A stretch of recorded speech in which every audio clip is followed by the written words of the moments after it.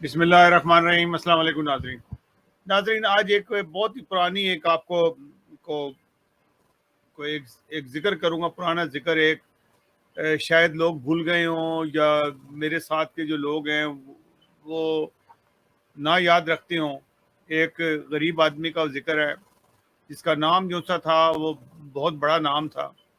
ان کا نام تھا محمد خان دھرنال، یہ دھرنالیا بھی کہتے تھے اور محمد خان ڈاکو کے نام سے بھی مشہور تھے۔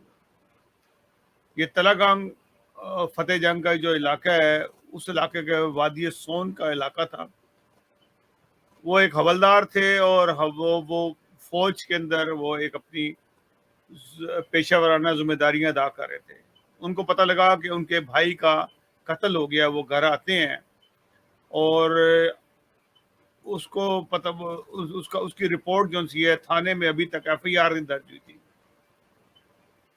لیکن وہاں کے جو کہتے ہیں نا کہ سرمایہ دار اس زمانے کے یا پیر آف مکھڈ، وہ ان کا اس علاقے پہ کنٹرول چلتا تھا۔ تھانے پہ ان کی مرضی چلتے تھے اور کوئی بھی تھانے والا یہ جرت نہیں کر سکتا تھا کہ ان کے خلاف کوئی مقدمہ درج کرے۔ محمد خان نے کوشش کی کہ ہو جاؤ، لیکن اسی دوران کے اندر اور جھگڑے بڑھے اور ان کے ایک اور بھائی کو قتل کر دیا گیا۔ یہ واقعہ اتنا سنگین تھا، پھر محمد خان نے ڈیفینیٹلی، اور بلکہ ان کو بھی، محمد خان کو بھی مارنے کے در پہ تھے کہ یہ کیونکہ اب ان کے دو مار دیے تو تیسرے کو بھی مار دیں۔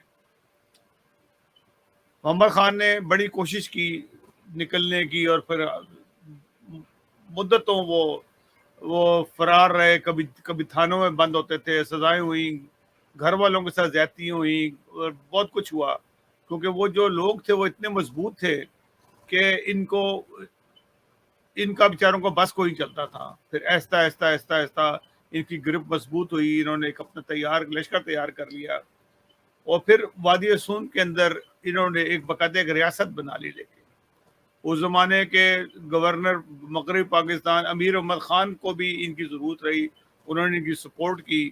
ایوب خان کا دور تھا، جب تک وہ ایوب خان کی اس میں رہے، صدارت کے اندر رہے امیر محمد خان صاحب، اس وقت تک ان کے اوپر بھی کسی نے ہاتھ نہیں ڈالا۔ انہوں نے وادی سون میں ایک ریاست بنا لی اور لوگوں کو انصاف دیا۔ جو وہاں کے ڈاکو تھے، جس طرح آج کہتے ہیں نا کہ یہ ڈاکو سرمایہ لوٹ کے لے کے ملک، وہاں کے لوگ بھی اسی قسم کے تھے، ڈاکو تھے جو لوگوں سرمایہ لوٹتے تھے، غریبوں سے، کسانوں سے، وہاں کی زمینوں پہ قبضے کرتے تھے۔ وہ اس زمانے کے بدماش تھے اور ان کا سرمایہ لوٹ لیتے تھے۔ پھر اس شخص نے وہاں پہ ایک ایسی ریاست کی، عدالتیں لگائیں اور لوگوں کو انصاف دیتا تھا۔ وہ لوگ آج بھی یاد کرتے ہیں کہ وہ انصاف کیسا انصاف تھا۔ یہ ایسا نہیں تھا کہ تحریک انصاف کا انصاف تھا، وہ ایک انصاف تھا جو وہاں پہ دیا جاتا تھا باقاعدہ، اور لوگ اس سے مطمئن تھے۔ میں ان کی آپ کو پوری تصویر بھی دکھاتا ہوں کہ آپ دیکھیں۔ یہ ان کی تصویر ہے، ان کو باقاعدہ انصاف دیا گیا۔ میں خان صاحب کو کہتا ہوں کہ خان صاحب آپ نے بھی انصاف کا ہی نعرہ لگایا اور آئے، لیکن آپ ڈاکوؤں کے ساتھ مل گئے۔ آپ تو ڈاکوؤں کے ساتھ، ان ڈاکوؤں کے ساتھ مل گئے۔ محمد خان کو میں کبھی بھی ڈاکو نہیں کہوں گا۔ محمد خان کے جو علاقہ ہے اس کو میں واقف ہوں، کیونکہ میں بھی پنڈی کا رہنے والا ہوں اور میں اس علاقے میں گما ہوں۔ لوگ آج بھی محمد خان کی عزت کرتے ہیں، ملک محمد خان دھرنال، یہ کنگ تھے اس ویلیج کے، جو سے تھے یہ۔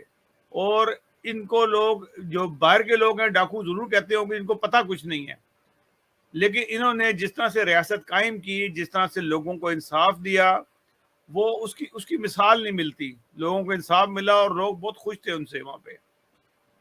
میں صرف عمران خان صاحب سے یہ کہتا ہوں کہ آپ کم از کم ڈاکو محمد خان کی طرح ہی کچھ کر کے دکھا دیں۔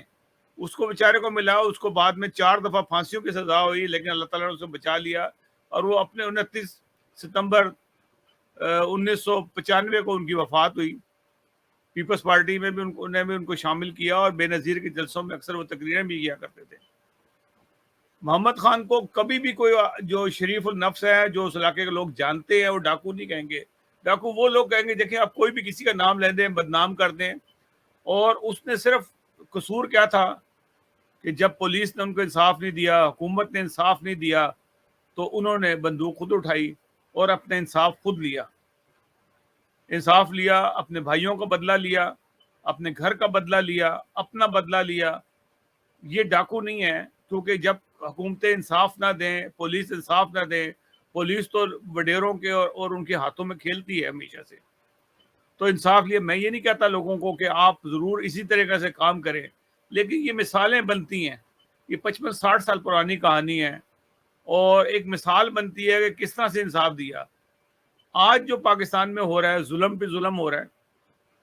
کہتے یہ ہے کہ ہم جی ڈاکو سے مال چھین لیں گے اور یوں کر لیں گے اور وہ کر لیں گے. کیا ایک بھی نہیں. 3.5 سال تک یہ حکومت جو سی ہے، یہ جی نیب کے نام سے ایک ادارہ چلاتی رہی کہ جی، اور اس کے اوپر پاکستان اور حکومت پاکستان نے ٹیکس پیئر کا اربوں روپے خرچ کر دیا، بیرون ملک میں بھی اور اندرون ملک میں بھی، اور کسی سے کوئی پیسہ نہ وصول کر سکے. ان سے بہت بہتر ڈاکو محمد خان تھے، یا محمد خان دھرنال تھے، جنہوں نے کم از کم ان ڈاکوؤں سے مال لوٹا، اور غریبوں جن کے مال تک ان کا پیسہ تھا ان کو واپس کیا. یہ ہوتا ہے انصاف. انہوں نے جن لوگوں کو ناانصافی ملی تھی، جن کے قتل کر دیے گئے تھے، وہ قتل کر دیتے تھے اور ان کی رپورٹ کو درج نہیں کرتے تھے، ان کو انصاف دیا گیا، ان کا بدلہ لیا گیا.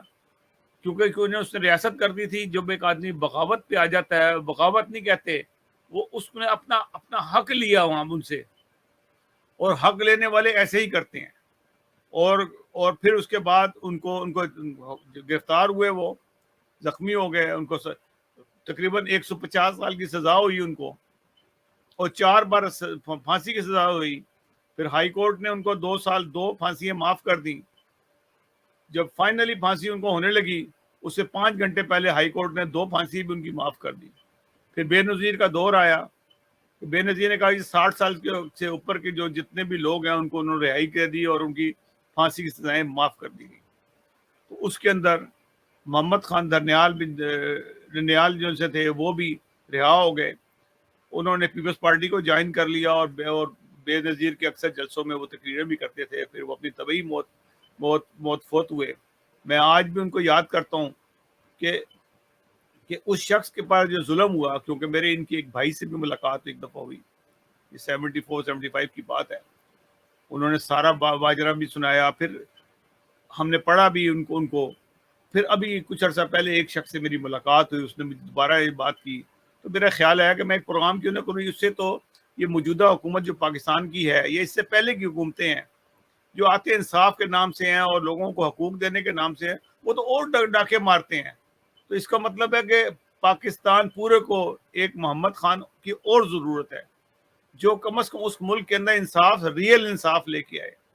کیونکہ یہ لوگ جو سے ہیں ڈاکوؤں کے ساتھ ملا کے انصاف کرنے کے لیے چلتے ہیں. اور جیسا کہ موجودہ جو انصاف حکومت اس نے کیا، ڈاکو چوروں، اس وقت دنیا میں پاکستان ڈاکے مارنے میں، ملک کو لوٹنے میں، پچھلے سال وہ 124 پہ تھا، اب 140 نمبر پہ آ گیا.